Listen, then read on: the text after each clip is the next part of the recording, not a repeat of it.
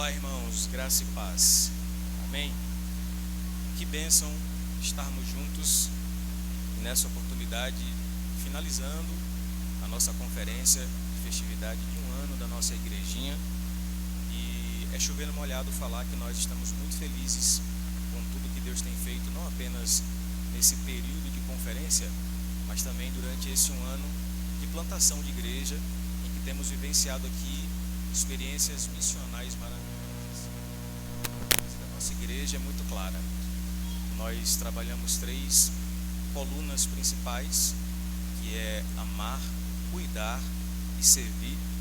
E nós estamos engajados nessa missão em tempo e fora de tempo. E para esse tempo de festividade, nós estamos trabalhando uma temática bem propícia para os nossos dias, que é exatamente falar da piedade cristã. E nós escolhemos um tema, contextualizando ao nosso tempo, falando sobre corações em chamas, a piedade reformada na vida da igreja. E nós tivemos aqui a abertura com o nosso pastor Fábio na sexta-feira, falando sobre pietas, ou a piedade como marca do verdadeiro cristianismo. E nós aprendemos que ser piedoso ou piedosa é viver o evangelho na sua prática. Ontem, o pastor Márcio Gama, da Segunda Igreja Batista de Aracaju, nos brindou com uma palavra maravilhosa sobre labore, trabalho, serviço, e abordou a temática sobre piedade e serviço na igreja local. Foi uma bênção. Esforcemo-nos em prol do sacrifício do amor à igreja local. Hoje pela manhã, nós estivemos juntos aqui no nosso painel, a despeito do livro de John Bunyan, Graça Abundante é o Principal dos Pecadores. Que tempo maravilhoso vivemos aqui de aprendizado, comunhão e muita comida, porque os membros aqui da Ponte comem, viu pessoal? Já vou avisando a vocês, eles gostam, né, Robson? E hoje, irmãos, nós iremos falar sobre corandel. Corandel é uma expressão latina da época da Reforma Protestante, que significa a piedade na vida diante de Deus. Abra, por favor, sua Bíblia na carta de Paulo aos Colossenses, capítulo 3.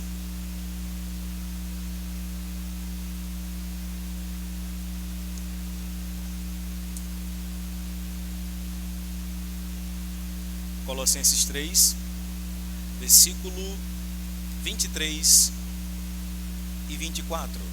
Nós vamos ler esses 2 versículos. Se você preferir, pode acompanhar aqui no nosso painel. Colossenses 3, versículos 23 e 24. Após a leitura, eu recomendo que você esteja com a Bíblia aberta, permaneça com ela, para que nós possamos fazer aqui algumas considerações importantes. As nossas crianças, elas estão ali no departamento infantil, estudando nesse período de conferência sobre a reforma protestante aplicada às crianças. E para quem não sabe, nós celebraremos na próxima segunda, dia 31 de outubro, 505 anos da reforma protestante. Esse evento que marcou não apenas a igreja, mas o mundo como um todo. Então, quando você for para casa, certamente você ouvirá do seu filho um relato a despeito desse período tão importante. Vamos ler, irmãos. Colossenses 3, 23 e 24 diz assim: tudo o que fizerem, façam de todo o coração, como para o Senhor e não para os homens, sabendo que receberão do Senhor a recompensa da herança. É a Cristo, o Senhor, que vocês estão servindo. Amém, igrejinha?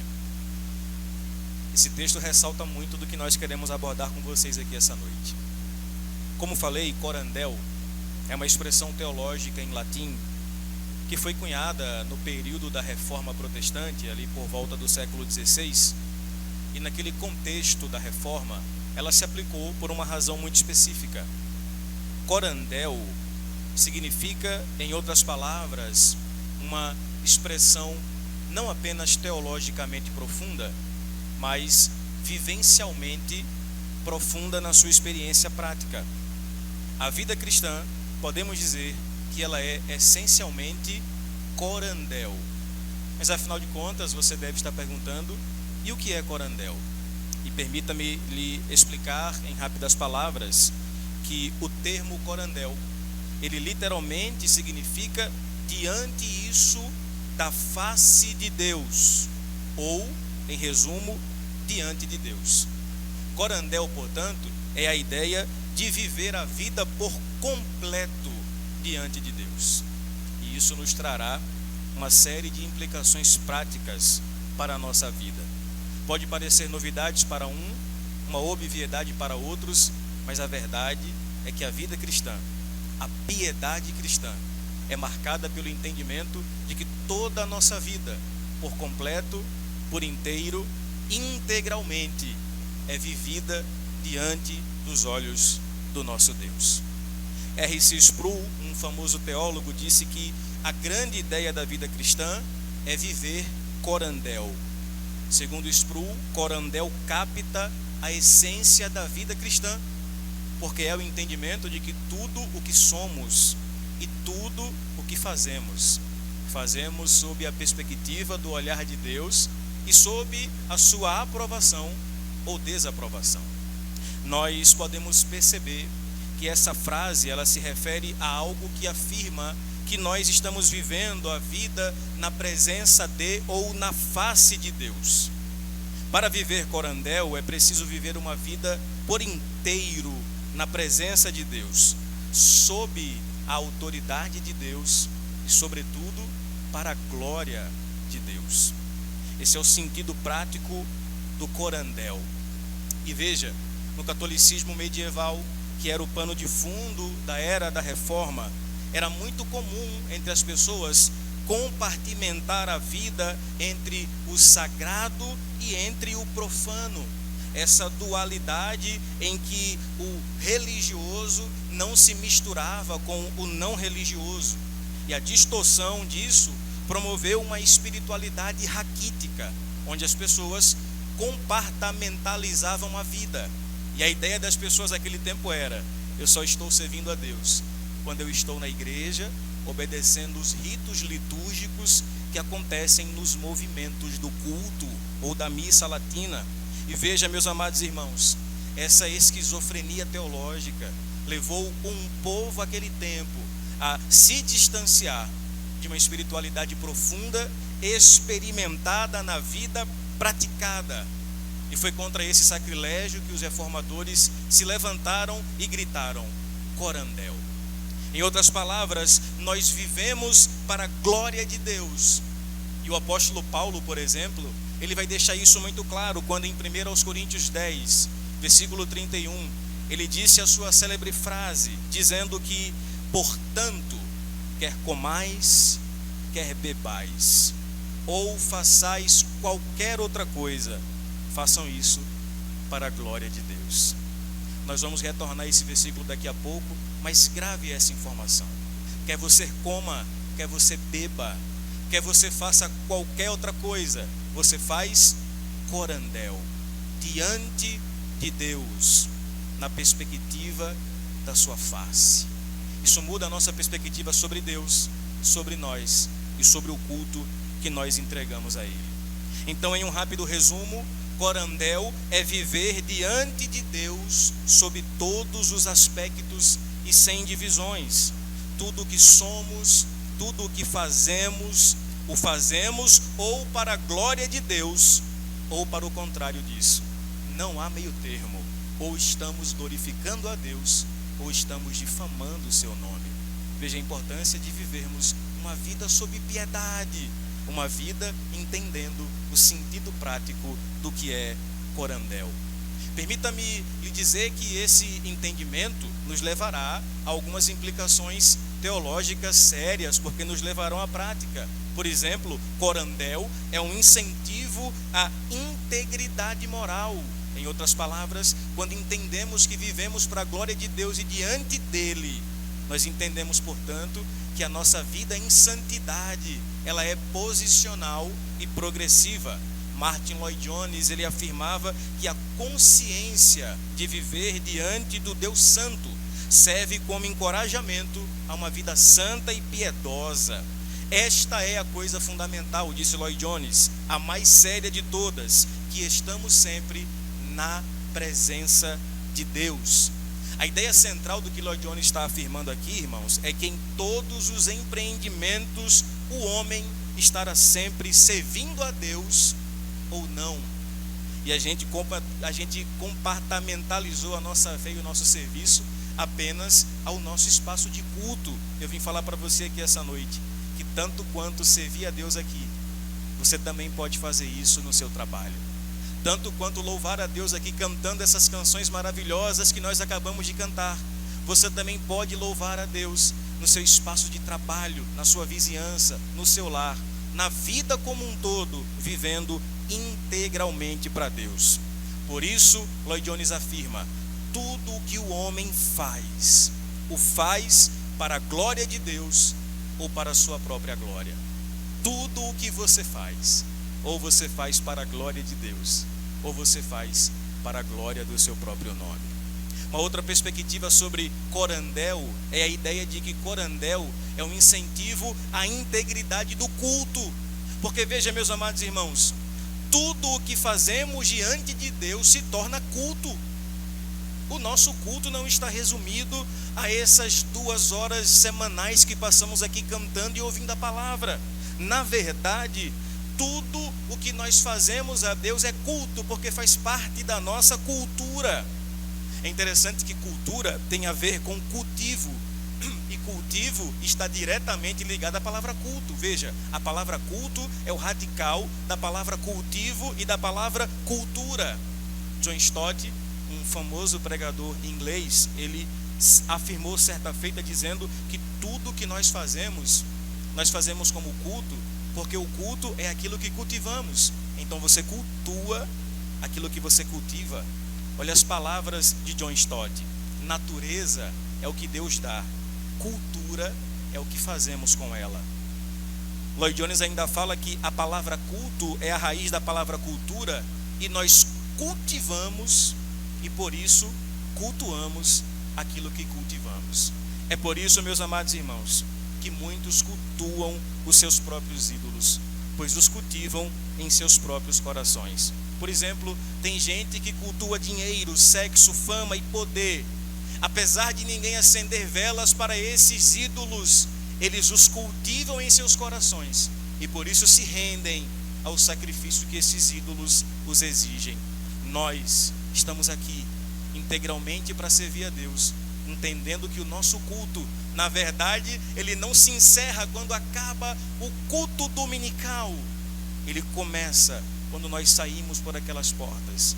A sua ética é o seu louvor, a sua conduta é o seu testemunho. Isso é viver corandel. Agora permita-me falar com você sobre uma perspectiva maravilhosa dessa ideia de viver a vida na presença de Deus. Corandel, sobretudo, é um incentivo à integridade vocacional. Em outras palavras, tudo aquilo que o homem faz é por vocação, por consequência, é ministério. Há um teólogo holandês que eu gosto muito, chamado Abraham Kuyper. E Abraham Kuyper, ele vai dizer que não existe uma vocação que não seja sagrada. Você considera o que eu estou fazendo agora sagrado, pregar? Você considera os irmãos que cantaram agora o que eles fazem sagrado? Pois bem, eu vim dizer para você que o seu serviço também é sagrado. O seu trabalho do dia a dia, a labuta de atender cliente, o estresse de dirigir um carro no aplicativo, o cansaço de trabalhar na construção civil, o desafio de gerir uma empresa, isso também faz parte do nosso culto. Abraham Kuyper disse que onde quer que o homem esteja, seja o que for que ele faça, ou no que aplique a sua mão, na agricultura, no comércio, na indústria, ou na sua mente, no mundo da arte, da ciência, o homem está, seja onde for, constantemente diante da face de Deus. O homem, portanto, está empregando o seu serviço a Deus e deve obedecer estritamente a esse Deus ao qual o observa. E, acima de tudo, deve ter como alvo a glória de Deus. Você canta para a glória de Deus?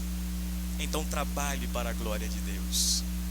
Você prega para a glória de Deus? Então cultue ao Senhor, dando para Ele o seu melhor.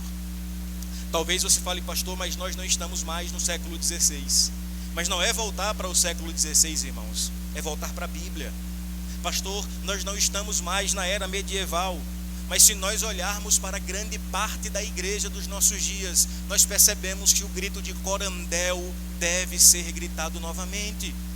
Porque, de certo modo, nós voltamos a departamentalizar a espiritualidade. E nós somos crentes apenas aqui. Fazemos cara de crente. Nos vestimos como... Fala em vestir, irmãos. Gostaram do look hoje? Ó, eu e o pastor Fábio estamos na pegada puritanos. Mas nós somos especialistas em disfarce.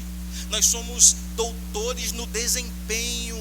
E na verdade, meus amados irmãos, nós cultuamos a Deus aqui, mas na mesma proporção, Deus recebe o nosso culto quando nós estamos sob o olhar terrível daquele patrão implacável. Deus recebe o nosso culto quando nós estamos sob a mira daquela ira terrível da professora atribulada da faculdade. Deus recebe o nosso culto. É interessante como um cristianismo subjetivo só é percebido ou vivido quando a pessoa está aqui na igreja, servindo em algum ministério.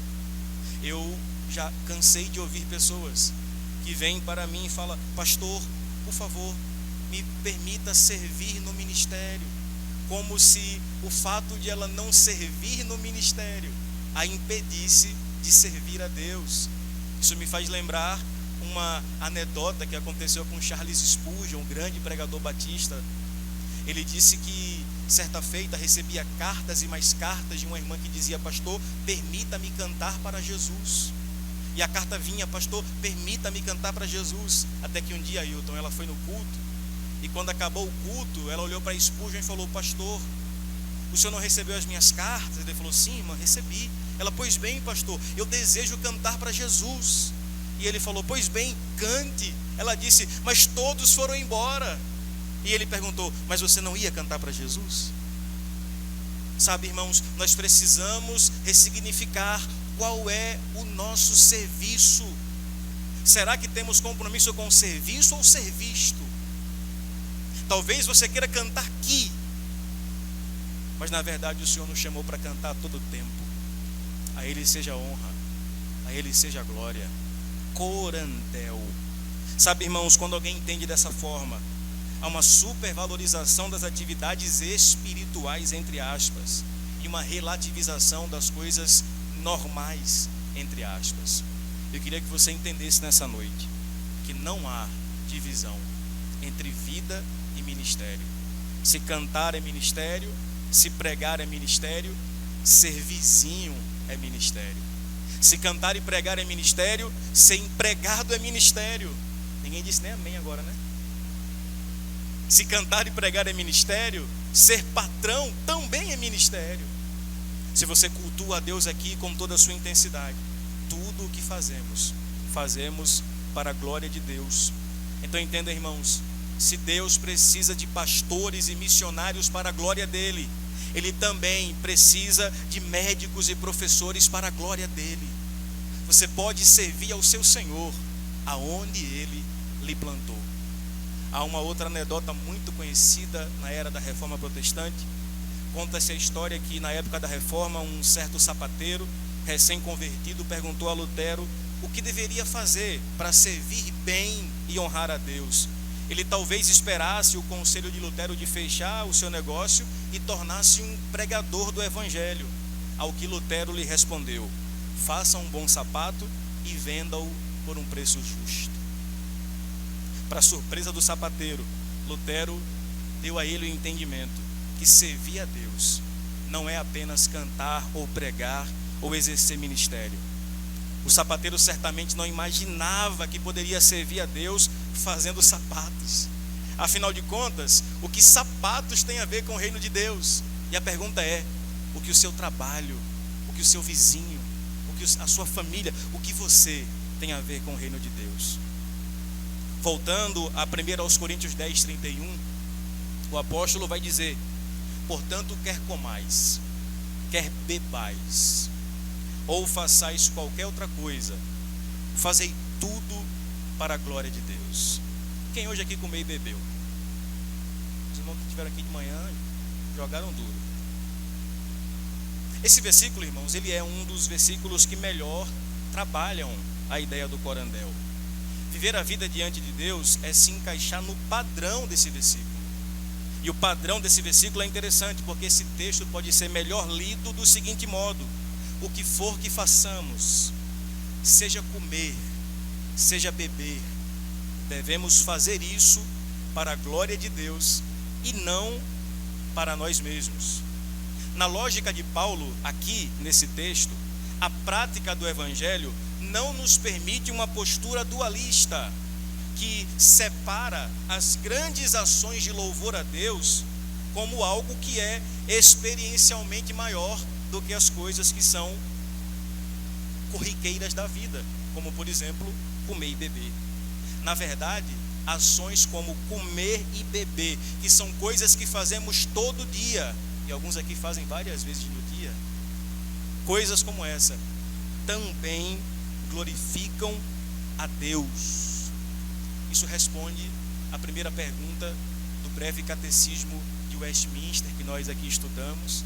Isso responde à pergunta de Charles Spurgeon no Catecismo Batista Reformado: qual o fim principal do homem, Igreja Ponte? Glorificar a Deus e alegrar-se nele para sempre. Deus te criou para isso. Deus te criou para a sua glória, seja cantando e pregando, ou seja comendo e bebendo. Irmãos, uma vida corandel, piedosa, entende que nós não podemos separar as nossas vidas entre santo e secular. Não podemos viver uma vida longe e próxima de Deus, uma hora como crentes, outra hora como não crentes. Simplesmente não dá. O verbo em ação aqui que Paulo coloca, façais alguma coisa ou qualquer coisa, indica um presente imperativo, constante, algo que se repete dia a dia. Então veja, funções corriqueiras como comer e beber são tão importantes para a nossa vida, para sustentar o nosso corpo, mas também são importantes para o nosso culto. E eu pergunto a você nessa noite: você considera que o louvor que você canta é para a glória de Deus? A pergunta é: você tem comido e bebido para a glória de Deus?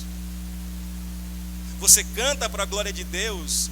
Você prega para a glória de Deus? Você vem ao culto para a glória de Deus? E a pergunta é: você come para a glória de Deus ou para satisfazer a você mesmo? Você bebe para a glória de Deus ou para ficar embriagado? Você age com o que Deus tem lhe colocado para a glória de Deus ou em rebeldia a Ele?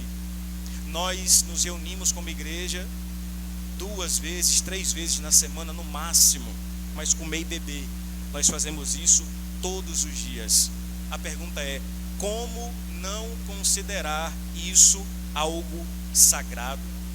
Paulo vai além e diz que devemos glorificar a Deus em qualquer outra coisa, sejam coisas extraordinárias ou seja coisas pequenas. Talvez a nossa fé só tem sentido para alguns se vivermos algo sobrenatural. E na verdade, irmãos, na maioria das vezes, a nossa fé experimentará coisas habitualmente naturais. É possível que você tenha uma experiência metafísica, sobrenatural? É possível, mas permita-me a sinceridade: na maioria das vezes, você experimentará uma fé rotineira que acontece no dia a dia, no cansaço da labuta do trabalho, e ainda assim você estará cultuando e servindo a Deus. Corandel, tudo o que fazemos, fazemos para a glória de Deus. Você que permaneceu com a sua Bíblia aberta, deixa eu vir para o texto finalmente, né? Colossenses 3, 23 e 24, Paulo trabalha uma lógica muito interessante acerca do corandel. Primeiro é o entendimento do livro de Colossenses. Se você ler o capítulo 1, é aquilo que a gente canta aqui no culto. Ele é a imagem do Deus invisível, a exata expressão do ser de Deus. Ele é Senhor sobre a criação, sobre as coisas visíveis e invisíveis. Então o livro de Colossenses fala sobre a soberania de Deus. O capítulo 1 e 2, Paulo trabalha o Senhor como soberano. E é interessante que quando nós chegamos ao capítulo 3, Paulo vai colocar essa soberania de Cristo em prática. Ou seja, se Cristo é Senhor, tem áreas da nossa vida que Ele também é Senhor. Veja, do versículo 1 ao 11, Paulo fala que Cristo é Senhor na nossa pureza pessoal, santidade. Do versículo 12 ao 17, Paulo diz que Cristo é Senhor na comunhão e fraternidade entre os irmãos. Versículos 18 a 21, Paulo vai dizer que Ele é Senhor na vida prática da família no lar. E esses versículos que nós lemos, 22, 23 e 24, Paulo fala que Ele é Senhor no nosso trabalho do dia a dia. Eu fico imaginando aqui a dureza do trabalho de alguns, o estresse do trabalho de outros, o cansaço que você vivencia e experimenta todos os dias. E Paulo vai nos afirmar aqui uma lógica muito interessante. Nós devemos traduzir a soberania de Cristo nas mais diversas esferas da vida, na santidade, na igreja, na família e no trabalho do dia a dia. Isso é a prática do Evangelho. Isso é corandel. Permita-me recorrer mais uma vez a Abraham Kuyper. Abraham Kuyper, ele foi talvez o melhor teólogo que desenvolveu a ideia da soberania de Cristo. Sobre essa soberania, ele criou a teoria das esferas. Não é esfera do dragão, não é Dragon Ball Z, não. São outras esferas. Kuyper afirma que a nossa vida, ela está dividida em esferas: política, social, religiosa, espiritual. E qual foi a conclusão que ele chegou? É que Cristo é Senhor sobre todas essas esferas. Aí vem a sua famosíssima frase, que sempre que leio ou que recito, eu fico maravilhado com a percepção que Kuyper teve a respeito da soberania de Deus. Veja só, ele disse: não há um único centímetro quadrado em todos os domínios de nossa existência sobre os quais Cristo, que é soberano de tudo, não clame, é meu. Eu vou até repetir isso porque essa frase é muito boa para falar ela assim rápido. Olha o que Kuyper disse: não há um único centímetro quadrado em todos os domínios de nossa existência sobre os quais Cristo, que é soberano sobre tudo, não clame, é meu. Em outras palavras, é tudo de Jesus. E é tudo sobre Jesus. Ele é Senhor, não apenas da igreja. Ele é Senhor sobre todas as coisas. Em outras palavras, o Cristo que é Senhor da igreja também é Senhor sobre todo o universo. Ele é Senhor sobre a igreja, mas é Senhor sobre as artes, é Senhor sobre a música, é Senhor sobre a política, é Senhor sobre tudo e sobre todos. Ele é Senhor. A pergunta é: será que Cristo é Senhor sobre a sua vida? Sobre a sua casa? Sobre a sua família? Sobre você? Será que Ele é Senhor? E veja, irmãos, o problema é que ao longo dos anos a igreja, ela foi retirando aos poucos a soberania de Cristo em todas as esferas. E veja, não há problema quando nós dizemos para a igreja que Cristo é Senhor da igreja. Todo mundo aqui vai dizer amém. Tem igreja caça-níquel aqui do outro lado da rua que prega um falso evangelho, mas que na fachada está escrito: Jesus Cristo é o Senhor da igreja.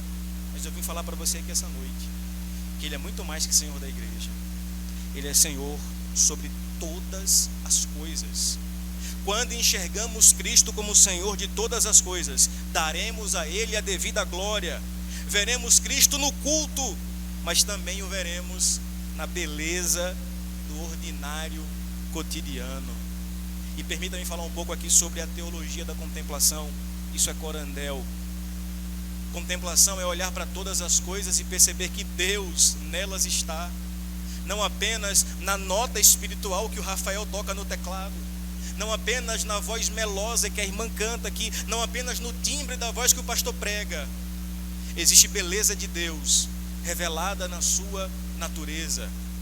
O ensaísta britânico G.K. Chesterton nos convida a uma contemplação diária sobre as incríveis e surpreendentes futilidades da vida que nós percebemos ou que nós vemos diariamente, mas não as percebemos. Chesterton, ele escreveu um livro maravilhoso chamado As Tremendas Trivialidades, onde ele vai nos convidar a percebermos as belezas de Deus nas mínimas coisas. Você sabe que há um feriado nacional nos Estados Unidos que eles param um dia para agradecer, o Dia de Ações de Graças. Eles param tudo que estão fazendo e dizem: hoje eu quero agradecer.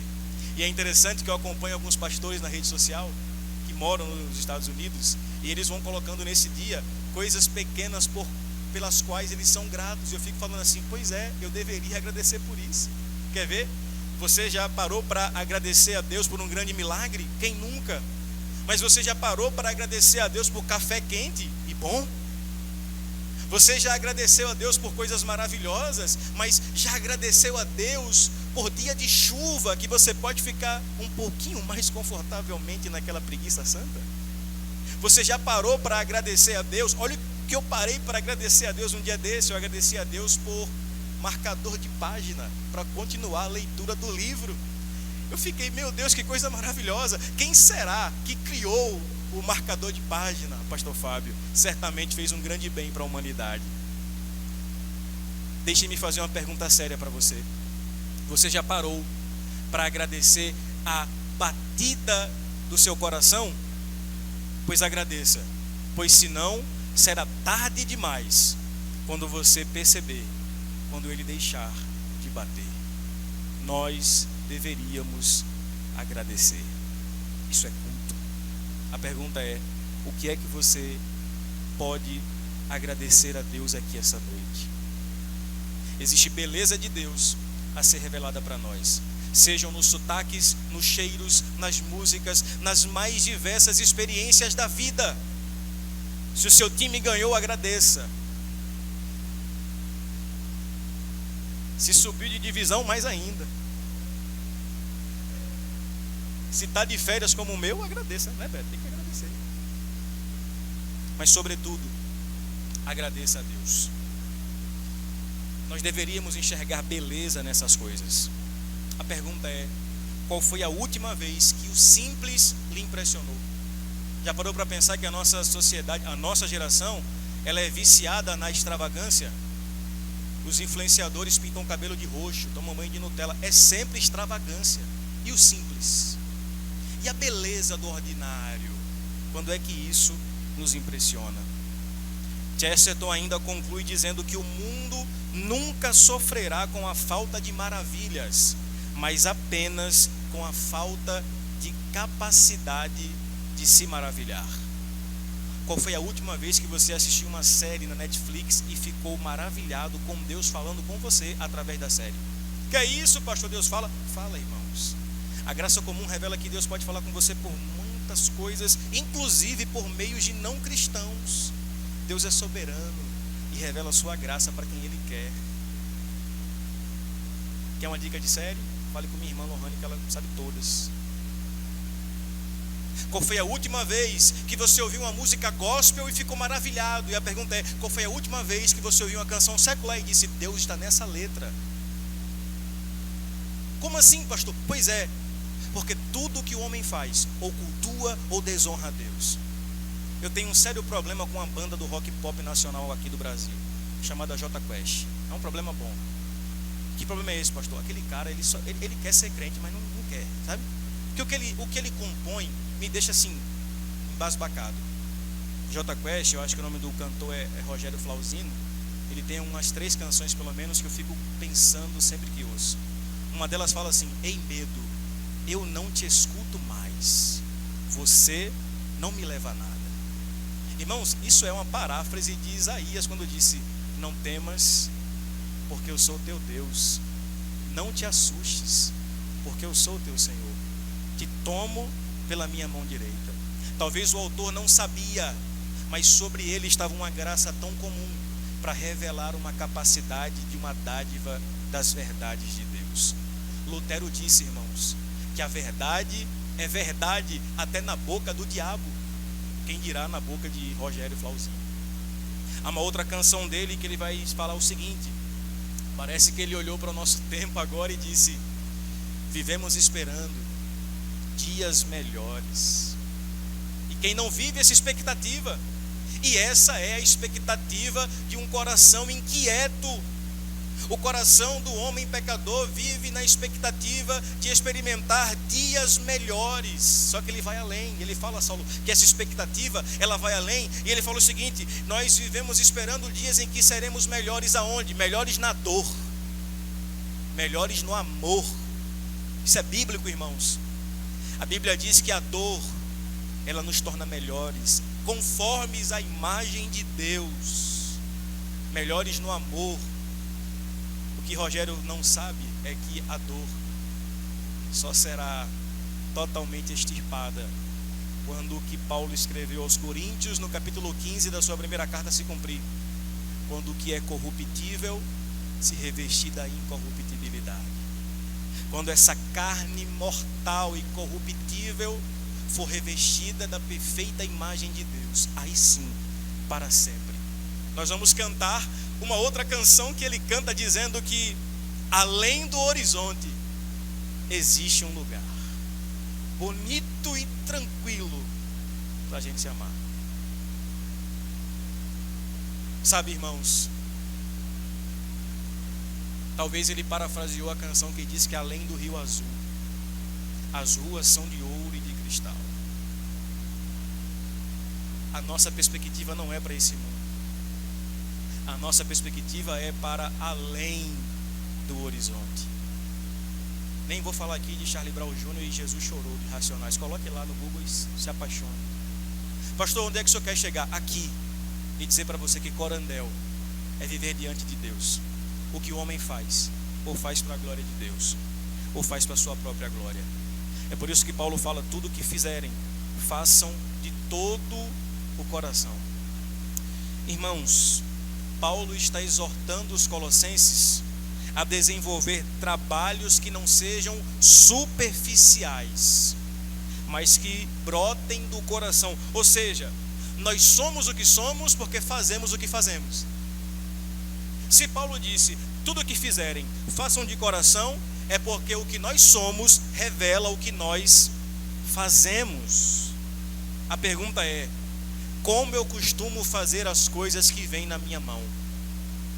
Com negligência ou com profundidade intensa? Se temos Cristo como parâmetro, devemos nos perguntar: será que Cristo atenderia um cliente como eu atendo? Ou será que Cristo trataria um funcionário como eu trato? Se tudo o que fazemos, nós fazemos com o coração, a lógica de Paulo é: eu sirvo as pessoas não para agradá-las, mas para agradar a Deus. Aí trabalho vira vocação e serviço vira culto. Amanhã é segunda, se alegre, porque você terá a oportunidade de trabalhar para a glória de Deus. Amém, igrejinha? Os irmãos desanimados porque é segunda-feira, né? Que bênção. Warren Wiersbe, traduzindo ou comentando esse versículo, disse o seguinte: olha que texto. É uma bênção saber que, na verdade, os empregados cristãos são ministros de Cristo quando operam suas máquinas, usam suas ferramentas, dirigem seus caminhões ou desempenham as suas tarefas. Qualquer que seja a vocação, eles exercem ministério. Atender cliente estressado, Igor, é ministério. Atender gente que diz: olha, o Código do Consumidor diz isso. Você fala: eu sei, é ministério. É culto, é louvor, é glórias a Deus. Esse versículo, irmão, ele é muito sério porque ele nos convoca a sermos melhores a cada dia. Melhor trabalhador, melhor empregado, melhor patrão, melhor servo. Porque o trabalho feito com indiferença é um testemunho estéril. Em seu retorno, Cristo julgará trabalhadores infiéis. A pergunta é: será que eu daria o meu melhor, como eu dou cantando, para limpar o chão da igreja? Será que eu daria o meu melhor pregando na mesma proporção em que eu sirvo a comunidade aqui fora e atendo às suas demandas? Tudo que vier à sua mão, faça como para o Senhor e não para com os homens. Uma lógica interessante aqui se estabelece: se devemos trabalhar para os homens como para o Senhor, devemos entender que um trabalho que é feito para Deus, fazemos para um Deus que não vemos. Então, se trabalhamos para um Deus que não vemos, logo não devemos fazer o melhor quando o nosso patrão terreno está vendo. Porque tem gente que é assim, né? Nozeiro é ele, né? Tá lá amarrando, conversando. Aí quando o patrão vem, opa, é aquela trend do Instagram, né? O patrão só vem também quando a gente está descansando. Quando a gente está na mão na massa, ele nunca aparece. Mas veja, irmãos, é interessante que nessa lógica, uma das imagens mais impressionantes no Antigo Testamento para mim é Jeremias 18. Deus leva Jeremias à casa do oleiro, o profeta, e ele mostra ao profeta um homem fazendo o quê? Fazendo o quê? Trabalhando. O oleiro estava trabalhando sobre as rodas. E ali, irmãos, Deus mostra o trabalho do oleiro para Jeremias, e o resultado? Deus se vê no trabalho do oleiro. Que maravilhoso, irmão. Deus fala assim: Jeremias, está vendo esse oleiro? Assim sou eu. Está vendo o oleiro trabalhando sobre as rodas? Eu me vejo nele. A pergunta é: será que Deus se vê no seu trabalho? Será que Deus se vê no seu serviço? Será que Deus se enxerga no que você faz aqui na igreja? Ou o que você faz no seu trabalho lá fora? Deus se viu, pastor Fábio, em um oleiro trabalhando. E sabe, o texto diz assim: e Jeremias viu o oleiro trabalhando sobre as rodas. Não é porque Jeremias chegou que o oleiro começou a trabalhar. Ele já estava trabalhando, porque ele entende: se alguém está vendo, eu trabalho. Se não está vendo, eu continuo dando o meu melhor. Isso é piedade, irmãos. Isso é corandel. Isso é integridade. Deixe-me caminhar para a conclusão, dizendo para você que nós temos que lembrar que a palavra hebraica para adoração é avodá. Olha que interessante isso, irmãos. Não esqueça nunca mais. A palavra hebraica para adoração é avodá, que é traduzida por adoração e também é traduzida por trabalho. Olha que tremendo, irmãos. Adoração e trabalho é a mesma coisa para Deus. É por isso que quando você está trabalhando, você está adorando. Talvez limpando casa de alguém, talvez limpando banheiro de shopping, não sei, irmão, mas é adoração para Deus. Tem irmão que gosta de pichinchar, não tem? Tem uns aqui que gostam demais. Tipo assim, vai no lugar e pichincha. Não, faz mais barato, mais barato. Eu não sou contra pichinchar. Eu só acho perigoso quando você desfaz do serviço do outro. Porque veja, pichinchar é uma coisa, desfazer do serviço do outro é desqualificar a adoração dele. E adoração é algo que tem valor. Adoração e trabalho. Simplificando, trabalho é adoração. Isso quer dizer que o local do seu trabalho é o local de Deus. Paulo conclui dizendo no versículo 24: sabendo que receberão do Senhor a recompensa da herança, é a Cristo, o Senhor, que vocês estão servindo. Esse versículo é a conclusão lógica não só do texto, mas também do nosso serviço. E essa afirmativa é maravilhosa. Existe recompensa para o nosso trabalho. Amém, igrejinha? Eu falo isso com o coração feliz. Porque falar de recompensa nos nossos dias é uma lógica toma lá da cá, utilizada na teologia da prosperidade. Você dá, Deus lhe dá. Não é isso. Mas veja, existe recompensa para o nosso trabalho. Paulo disse que o nosso trabalho no Senhor não é vão. Então você não está aqui, você não vem para a igreja, você não trabalha para a glória de Deus de forma à toa. Cristo é a nossa recompensa. Isso, irmãos, não desenvolve em nós uma religião interesseira, que busca galardão. Tem gente que busca galardão, né? Tipo assim, ganhei como, né? Mas vamos lá. ganhei uma alma para Jesus. É mais uma pedrinha na minha coroa. Quem já contou pedrinha na coroa? Porque a nossa lógica é recompensa, a gente quer ser recompensado. Sim, Paulo vai dizer que nós teremos uma recompensa, mas veja, a recompensa da herança, até o que é recompensa nós herdamos, ou seja, recebemos, é graça. Não há mérito no nosso serviço, irmãos. O que fazemos para Deus será recompensado pela sua graça. E que recompensa é essa, Paulo? Olha o que ele fala, é Cristo. Amém ou não amém? Que recompensa é essa, Paulo? É férias em Cancún. Cancún não, tem um lugar mais top agora, todo mundo quer ir. Como é, Taiane? Aquele lugar. Maldivas. Férias em Maldivas. Irmãos, se você tirar a férias na Praia do Saco, fique feliz. Que recompensa é essa, pastor? É ir para Gramado. Que recompensa, pastor? É um carro, uma casa. É muito mais que isso. A recompensa do trabalho cristão em piedade é Cristo. E permita-me afirmar uma coisa para vocês, irmãos. Não há recompensa melhor que termos Cristo. Ele é nosso tudo. Ele é a nossa suficiência. Eu concluo, irmãos, dizendo que Cristo é a nossa recompensa. E qualquer recompensa humana ou terrena não se compara à dádiva de ter Cristo. Permita-me fazer aqui algumas aplicações práticas em 3 perguntas. A primeira é: tudo que eu faço, eu tenho feito o meu melhor de coração ou faço como de qualquer jeito? Segundo, tudo que faço, eu tenho entendido que é corandel, ou seja, diante de Deus?